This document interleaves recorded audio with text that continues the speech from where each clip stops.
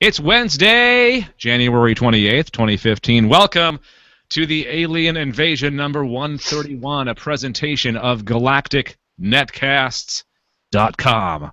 I'm Dave Nelson. Joining me as always, Brad Ludwig, and the return of Anessa Moines. Yay! That's quite the intro. Thank you, Dave. Good to be back. And we just made the dog start barking upstairs.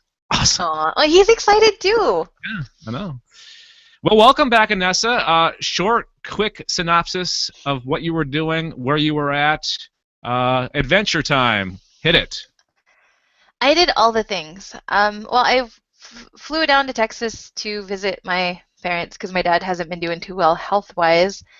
And I figured, well, since I'm unemployed, hey. And I stopped and I visited friends, and somewhere along the way, I did a job interview through Skype and did an online assessment while I was in Texas. And then they called me back once I was back in Wisconsin and offered me a part-time position. So I'm employed now, went to Texas, came back, got a job. So, yeah, and yeah, that's pretty much been it.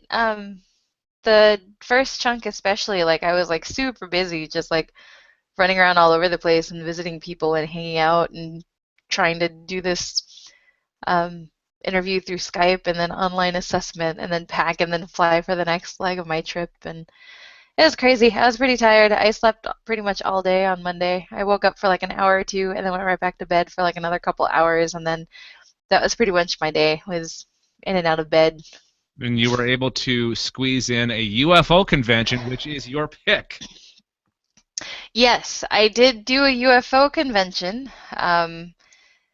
It just so happened I was driving to my parents' house because I had to run to the grocery store to pick up a few things, and there was a sign outside the Civic Center going UFO Festival, and then it didn't really have the dates, or maybe it did, but they were like really tiny. And so I'm like, what, UFO Festival? So I went home and I went onto the internet, and turned out it was the weekend that I was still going to be in Del Rio, and I'm like, yes, I get to go. Well, it was funny because I told my mom about the UFO Festival, and she's like, oh, you're going. She's like, I know how you like those UFOs, so you're going to go. Very well. So. Well, yeah. cool. Can't wait to hear about that. And I know that when you were gone, Brad was a total wreck. So thank God you Poor thing. Yeah, he wasn't doing very well. Barely any energy during the podcasts. Not very responsive. Yeah. Poor thing. Well, now he can perk back up again now that I'm home. Yeah. Yay. All right. So this is the podcast where we talk about extraterrestrials, aliens, and their appearances in film, TV, video games, comic books, science, and in real life. Wherever they may be in the cosmos, we talk about them. And the show is sectioned off into three areas: the news, the craft corner, that's the spotlight of a certain kind of alien spacecraft, and our picks for the week. Your pick, spoiler alert, is going to be the UFO convention. So that's something to look forward to. If you want to watch us do the show live, we record it Wednesdays usually at around 8 p.m. Eastern Time, 7 p.m. Central, and you can watch us at galacticnetcasts.com/live or youtube.com/galacticnetcast, and you can always watch us later on as well with the archived video. So let's get the ball rolling, get the show on the road, and start it with this. In the news. And Brad, you're on first. I am on first, and this is an interesting story. You know, we've talked in the past about panspermia, the theory that life on Earth was seeded outside of Earth. You know, it hitched a ride on an asteroid or something, and was transplanted on Earth, and that's how we came to be here. Well, it's very interesting, and this is from the website, the Express from the UK. And the article is this picture, and of course we're doing an audio podcast, so definitely want to check the show notes to see the link of this electron microscope picture here. Is this picture a seed sent to Earth by aliens? Scientists discover mysterious organism. Yes, I will. Can I can, and I'm going to do this while I'm talking about it. So if you are watching the video version of this on YouTube, you can see what I'm talking about. Basically, it looks like almost sort of a softball that's on a thorn, for lack of a better term. It looks kind of like a light gray. This is a black and white image, but it looks like a sort of a softball, and it's kind of jutting off of what looks like a thorn from a rose. To me, it looks like it's a sphere throwing up. There is that. A yacking sphere. A yacking sphere. And now we have the show title. Yes. Yeah, and so this, as it's described, this never-before-seen image shows a microscopic metal globe spewing out biological material feared to be an infectious agent. Though the origin or purpose of this mysterious sphere is uncertain, experts say it could contain genetic material, the precursor to life. And there's another image here. They got another view of it as it was expelling this biological material. Now, here's some more details. It follows findings that DNA capable of inserting itself into living creatures and replicating can exist in harsh space conditions. A tiny plasmid, a circular strand of DNA used in genetic engineering, was sent into space from Sweden in 2011 on the exterior of the Texas 49 rocket.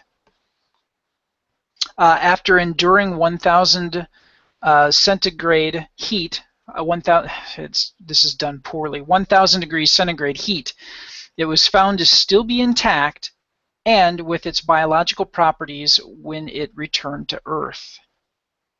So in this experiment, they slapped this material on the outside of this rocket. It went into space. It came back, and it survived re-entry heat. So that's what they're talking about with that 1,000 centigrade, 1,000 degrees centigrade. So it survived that, and it was still viable. It still had the structure of that metal sphere that they're talking about, and it's tiny. It's microscopic. Keep that in mind. It's not the size of a softball. It's just they're using an electron microscope, and it kind of looks like a softball.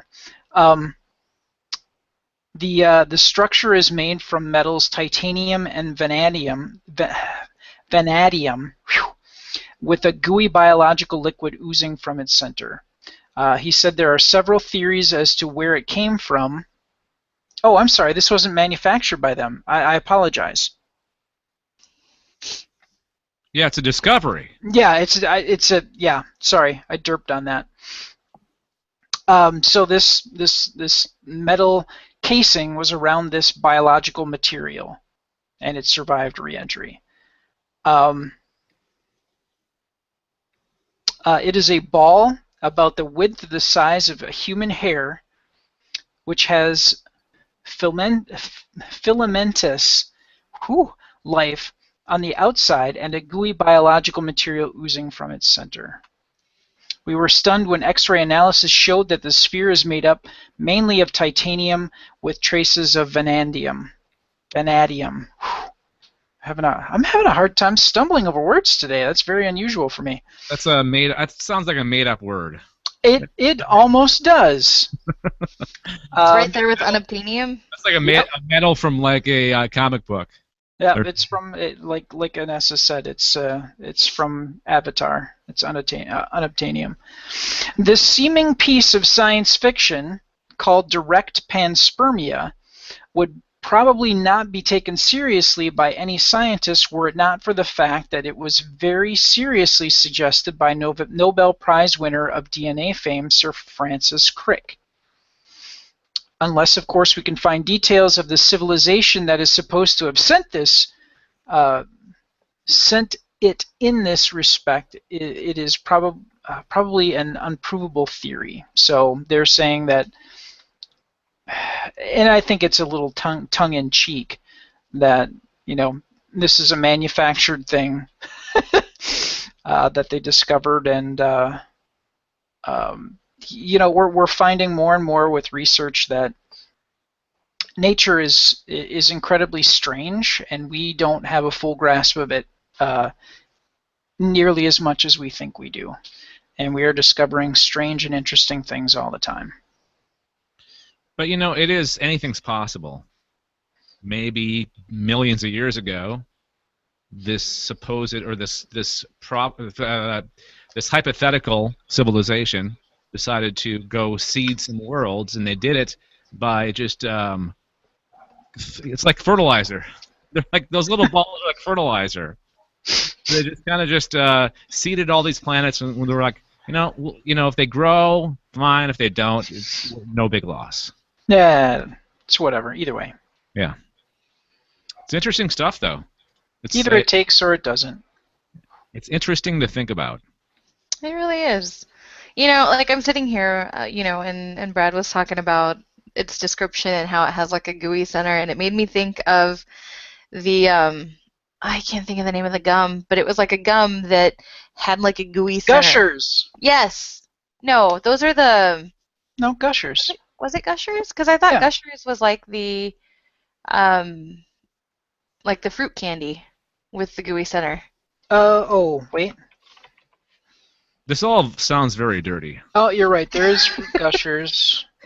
But no, there was something very similar, but it was like an actual chewing gum, and it had a gooey center. And for some reason, that's what I remember. That's what I was thinking of, was something from my childhood. No, that's okay. That's cool. Totally. Tidal wave bubble gum. I remember that. I don't remember the name. I just remember the bubble gum. I remember the important stuff. So, back to the story for a second.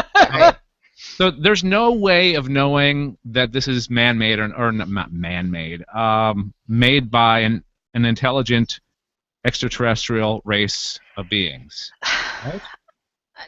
Not unless they left like a copyright thing or something on there. Yeah. Like made in Nibiru or something. Maybe that's in the DNA strand and we just can't read it. Yeah. Yeah. Because, I mean, like, for the most part, like, you're probably not going to be able to tell right off the bat if something's manufactured unless you've been working with that particular type of organism. So if it's something that's new, it's going to take time to really get to understand what it is that you're looking at, and then maybe you might be able to tell whether or not it's manufactured, but you'd have to have like a greater understanding of everything that involves that particular organism. See, this is what we missed with you not being here, Anessa. The logical mind, really laying it out there, simple language, but logical, simple language.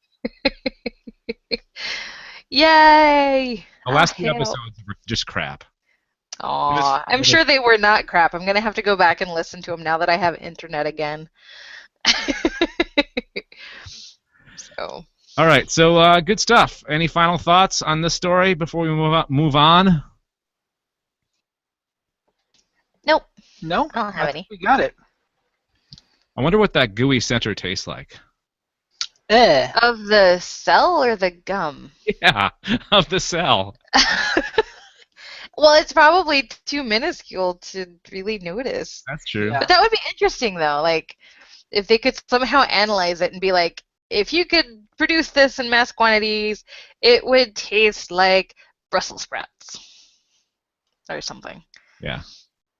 It's organic matter, so it's doesn't have to have a taste, but it's a possibility that it's got a taste to it. Well, if space has a smell, then that has to have a taste. Yeah. Yep. All right, Vanessa, while you're as long as you're still talking, let's keep it going with the next story. Move on to Mufon, sort Yes. of. Well, a UFO hunting organization, I already mentioned MUFON, the Mutual UFO Network, has revealed plans to, they've revealed plans for a worldwide database that will allow UFO hunters to log and track UFO sightings all over the world. This is going to be like a global thing, and it'll be accessed online through your desktop, a laptop, mobile device, tablet, what have you.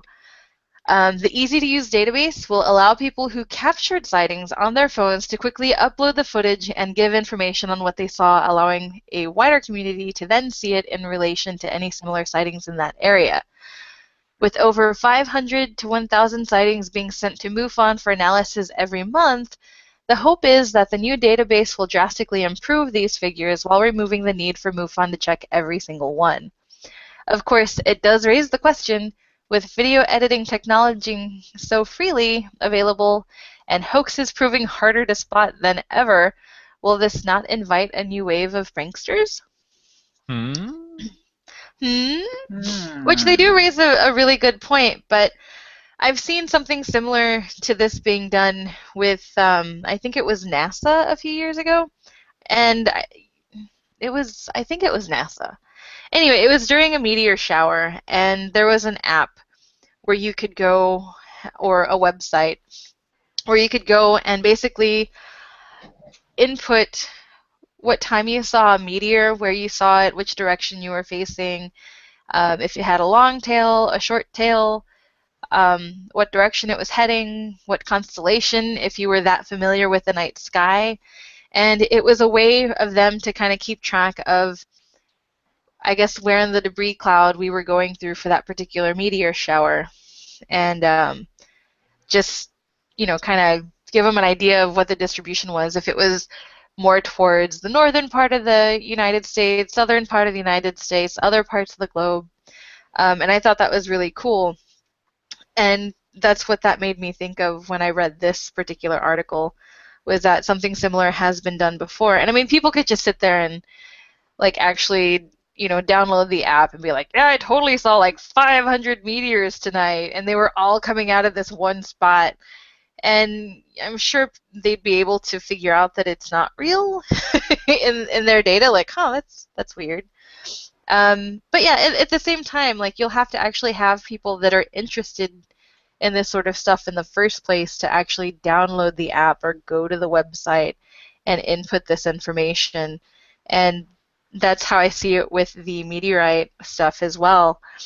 You have to get interested parties to even know about this first before you'll get the pranksters. So if there are pranksters, it's bound to happen, but I think it's going to take a while before that even takes off and really becomes a thing, if they are going to do pranks with UFO sightings, just because not everyone is on top of what MUFON is doing, and not everyone is that motivated to download an app to their phone, which they may or may not ever use. It's just taking up space. So. You know what? And what's the point? What will they gain from faking something and reporting it on this database? Yeah, the only thing that they get is like, dude, check this out. I totally put a fake UFO sighting, and it'll get lost in the list of things that are actually being input. I could see relevant information. Yeah, I could see if it was something like Twitter or something more mainstream where everybody's on it. Yeah. I could see that kind of thing happening more than just like, this is a very specific niche-y thing. Yeah, this is such a targeted audience. I don't think it's going to be a huge problem. Like I said, you'll get the occasional prankster, but I don't think it's going to be a huge thing. I think this is nothing but good news for people like us that have to do research on UFOs and sightings, because there's so many different agencies out there. There's MUFON, there's a couple other ones. Their names are escaping me right now. I know I have a database that I used for tonight's craft. It's nuforc.org. Yeah, I've seen that one before. So, and that one is just databases. You can do, well, I could say the shape, but like if you were looking at like a triangular UFO or you wanted to see a spherical UFO or something, then it'll tell you all of the spherical UFOs and it'll be like, this is when it was reported, and it'll have a brief description of what it is. And I think it's going to be very similar to what New Fork has and Mufon. Mhm. So The thing with Mufon though is they follow up and actually do investigations yeah. on credible reports, which I don't think this global database will do. I think it's more of just kind of a repository where people can easily either search or report on a sighting. Yeah, I think maybe some of the more detailed ones are more like, whoa, that sounds crazy. This UFO saw this saucer land in front of me and a bunch of people came out. I think they're going to investigate stuff like that to see if it's actually real or just a hoax. So some of the more notable ones, rather than I saw 5 lights blinking in the night sky and then they disappeared. Okay. It'll be good for investigative agencies. It'll be a good database to go to and say, hey, let's try to investigate some of these more serious, credible reports. You're right. Yep. All right. Is that it? Is that all you got there, Missy? That's all I got. That All right. was from, I forget from where. Huffington Post. Huffington Post. Yeah, I had already scrolled down to the bottom of the page. I'm like, I lost my spot. But yeah, that's all I got. This Your turn, Dave. This is great. Well, before I do, I just have to say this is great news. There's so much data being put out there. This kind of follows up with the story that Brad had last week of the Project Blue Book information finally being put online.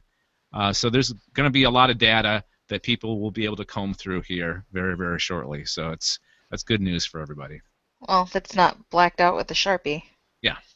Well, good. Well, the good news is this kind of stuff won't be. Yeah. This is all freedom of information. The definition of freedom of information, right there. Yep. All right. Finally, in the news this week, Independence Day 2, new story and character rumors. Now, if you don't want to know any of this, if you like to go into movies clean without any kind of spoilers, we give you permission to either A, turn us off completely, or B, skip ahead. It's your choice. So I'm going to give you 3 seconds to do so. 3, 2, 1. Okay, let's continue. Roland Emmerich. Ronald's his brother. You know, it's funny. I had a friend totally off base, but his name's Roland, and one of the agents that called the help desk, he was a coworker. They called him Ronald, and I called him Ronald ever since then. So continue. I'm like, it's kind of related because you said Ronald and it's Roland, and It's like what's his face on Parks and Rec. His name changes each season. What is it? It's like the chick from Archer, Sharon or something. Cheryl. Cheryl, and then it's Started Carol. as Carol. And it's like every other episode, it's something different. That's funny. So, yeah. Anyway, Independence Day 2. Woo! Yes. There's movement on this. It's being released summer of 2016, which we reported on. And we've got some clues as to what's going on in the movie. Film Divider, the website Film Divider, reports that the focus will again be on different small groups in their separate awful situations, and that amongst the characters returning for the new movie will be those played by Judd Hirsch, who I love, Vivica A. Fox, and Jeff Goldblum. The hint is that we're going to see some of the impact of the first film on those characters' lives. So basically, and I believe that we discussed this as a possible movie plot, is, what happened since the alien invasion? How did that affect their lives? What's the rebuilding been like? So it sounds like it's very much post first invasion and the second invasion. So that's the next part of the story. A new, younger cast is also being recruited, playing characters that have grown up in the aftermath of the alien invasion. in the first movie. News came out today, in fact, that Liam Hemsworth is up for a major role in the film. Also, Michael B. Jordan has been approached about starring in the movie.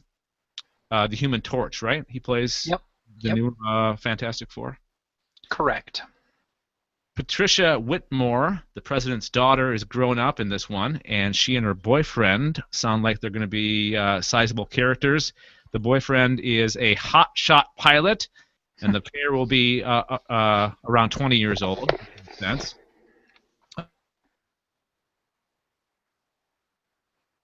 Dave?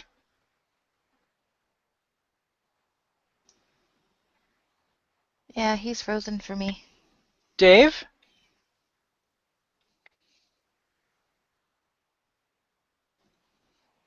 Boo.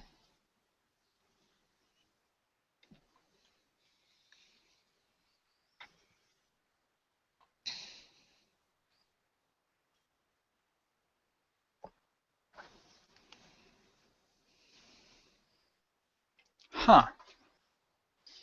I guess we just wait a little bit.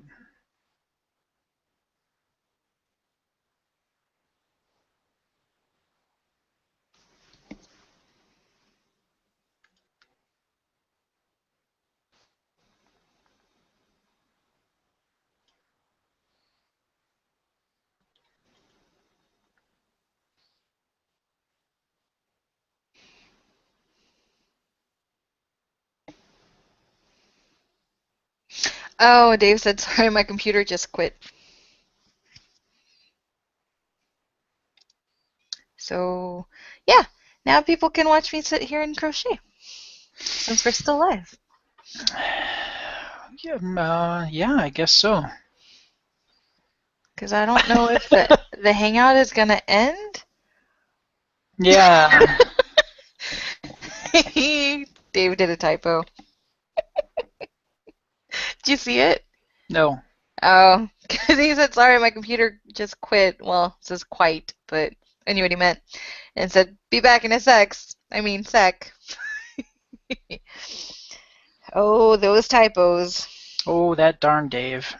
That darn Dave.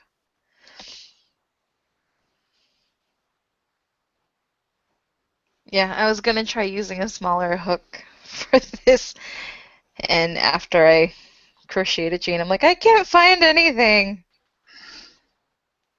So I went back and used a bigger hook.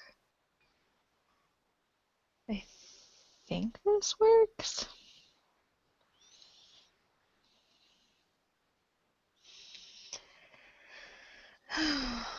Well, we're gonna see.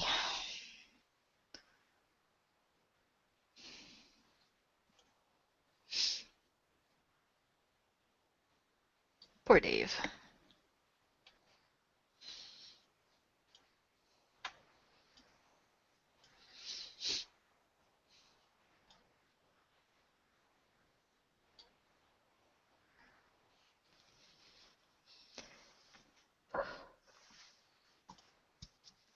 Dinner has left me a little burpy. Boo. Oh. For people watching, we had taco soup. And it was very, very tasty. Paula Dean's recipe. It's like I don't know what to do.